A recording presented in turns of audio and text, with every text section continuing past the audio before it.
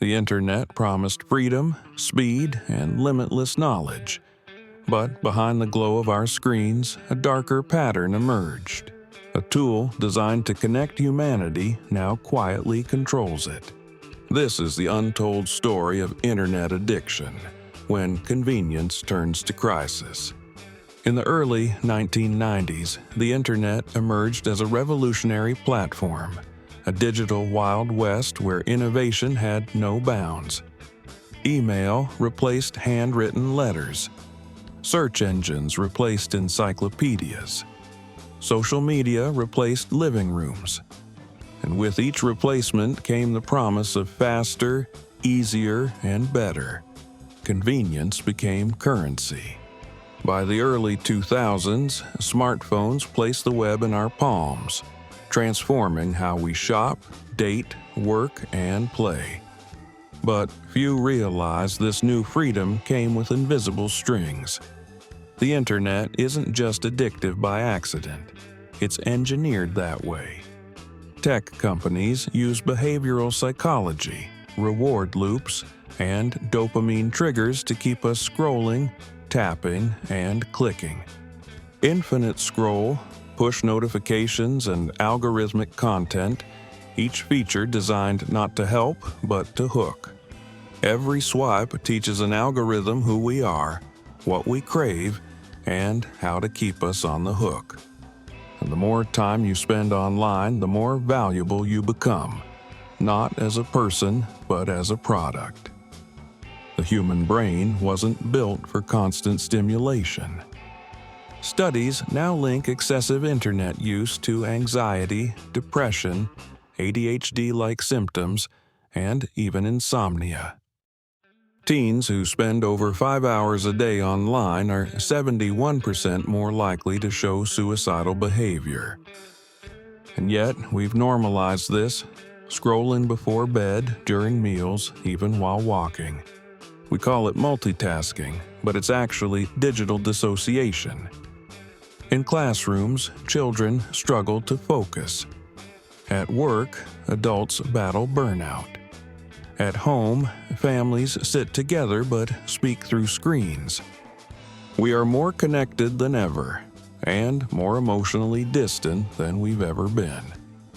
Every click, every scroll, every like, it's not just a moment of interaction.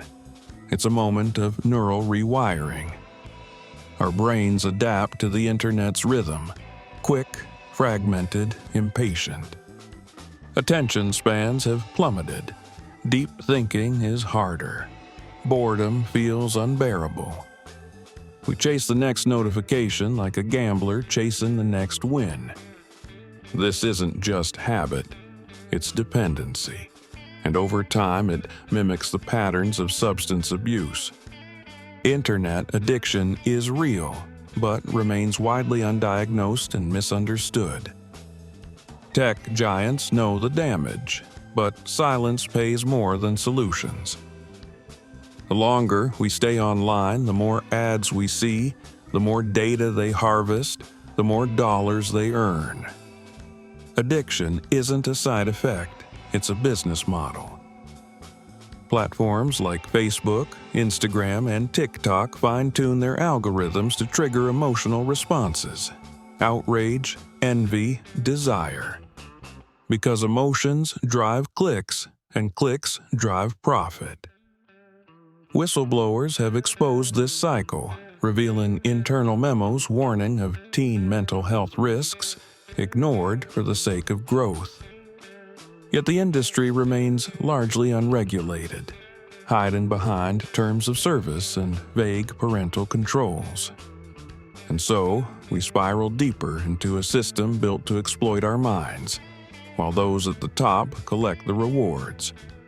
Internet addiction isn't just a private struggle, it's a growing public crisis.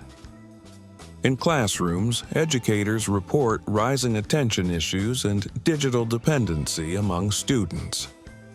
In homes, children as young as 3 are hooked on tablets, unable to play without digital stimulation. In relationships, intimacy gives way to distraction, and face-to-face communication declines. In workplaces, productivity is shattered by compulsive checking, digital fatigue, and burnout. And in society, truth becomes a casualty, as echo chambers and misinformation run wild in algorithmic bubbles. It's not just about overuse, it's about what we've lost in the process. Moments of silence, real conversation, boredom that sparks creativity, all traded for another hour online, another dopamine hit in a bottomless feed. Escaping internet addiction doesn't begin with deleting apps. It begins with awareness. We must recognize how deeply our behaviors are being shaped, not by choice, but by design. Small steps matter. Turning off notifications, setting screen limits, reclaiming offline spaces. Relearning how to be bored, how to sit with silence, how to engage without a screen. It also means holding tech companies accountable, demanding transparency, regulation, and ethics over profits. And it means teaching the next generation that their value isn't measured in likes, followers, or views. Because the cost of inaction is too high, a generation disconnected from itself. The internet is not evil, it's powerful. It can enlighten, connect, educate, if we learn to use it mindfully, not mindlessly. We must redefine convenience, not as constant access, but conscious choice.